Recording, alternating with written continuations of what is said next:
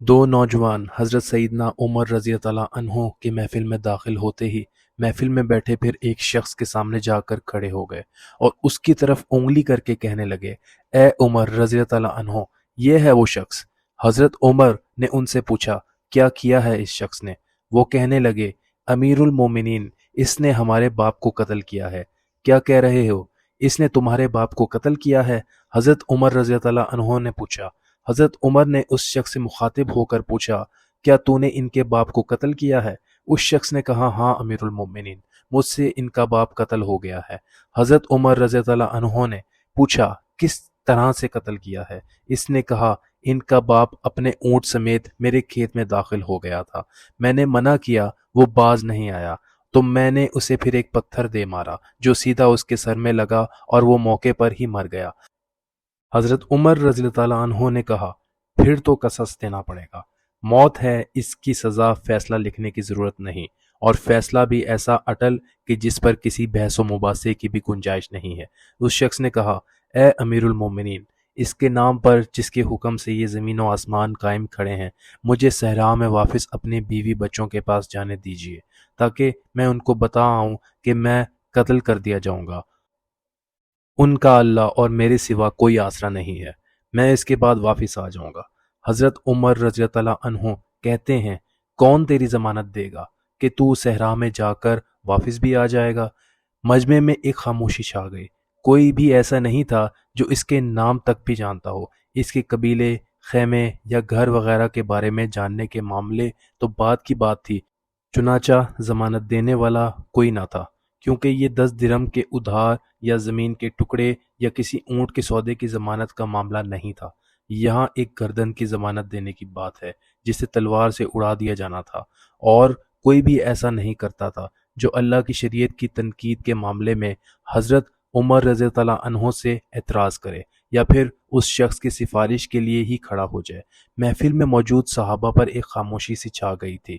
اس صورتحال سے خود حضرت عمر رضی اللہ عنہ بھی متاثر ہوئے، کیونکہ اس شخص کی حالت نے سب کو ہی حیرت میں ڈال رکھا تھا کہ کیا اس شخص کو واقعی قصاص کے طور پر قتل کر دیا جائے گا اور اس کے بچے بھوکے مرنے کے لیے چھوڑ دیے جائیں گے، یا پھر اس کو بغیر ضمانتی کے واپس جانے دیا جائے گا؟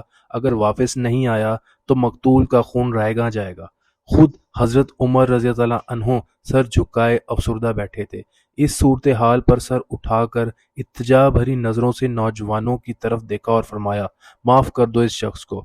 نہیں امیر المومنین، جو ہمارے باپ کو قتل کرے اس کو چھوڑ دیں، یہ تو ہو ہی نہیں سکتا۔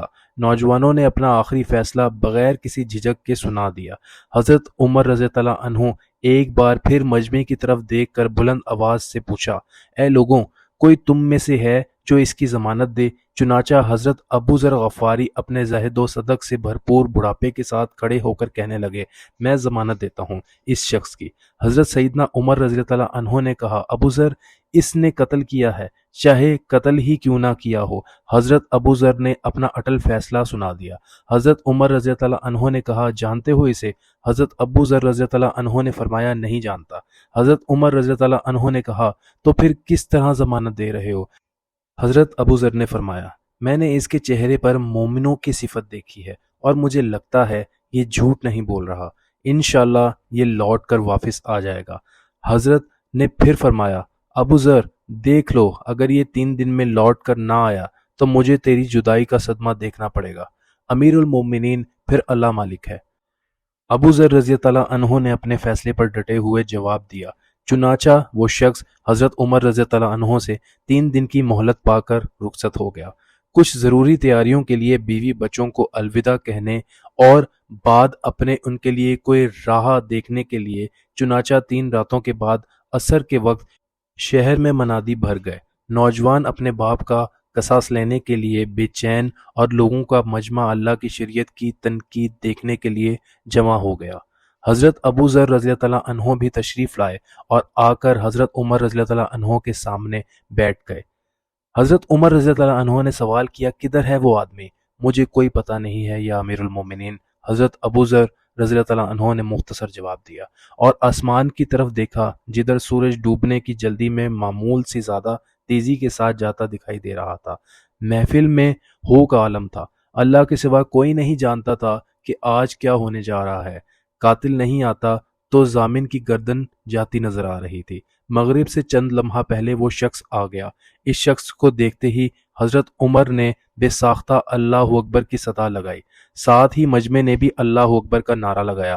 پھر حضرت عمر رضی اللہ عنہ نے اس شخص سے مخاطب ہو کر کہا، اے شخص، اگر تو لوٹ کر نہ بھی آتا تو ہم نے تیرا کیا کر لینا تھا؟ نہ ہی کوئی تیرا گھر جانتا تھا، نہ ہی کوئی تیرا پتہ جانتا تھا۔ امیر المومنین، اللہ کی قسم، بات آپ کی نہیں ہے، بات اس ذات کی ہے جو سب ظاہر و پوشیدہ کے بارے میں جانتا ہے۔ دیکھ لیجئے، میں آ گیا ہوں، اپنے بچوں کو پرندوں کے چوزوں کی طرح صحرا میں تنہا چھوڑ کر، جدھر نہ درخت کا سایہ ہے اور نہ ہی پانی کا نام و نشان۔ میں قتل کر دیے جانے کے لیے حاضر ہوں۔ مجھے بس یہ ڈر تھا کہیں کوئی یہ نہ کہہ دے کہ اب لوگوں میں وعدوں کا ایفا ہی اٹھ گیا ہے۔ حضرت عمر رضی اللہ عنہ نے حضرت ابو ذر رضی اللہ عنہ کی طرف رخ کر کے پوچھا، ابو ذر، تو نے کس بنا پر اس کی ضمانت دے دی تھی؟ ابو ذر رضی اللہ عنہ نے کہا، اے عمر، مجھے اس بات کا ڈر تھا کہیں کوئی یہ نہ کہہ دے کہ اب لوگوں سے خیر ہی اٹھا لی گئی ہے۔ حضرت سیدنا عمر رضی اللہ عنہ نے ایک لمحے کے لیے توقف کیا اور پھر ان دونوں نوجوانوں سے پوچھا، کیا کہتے ہو اب؟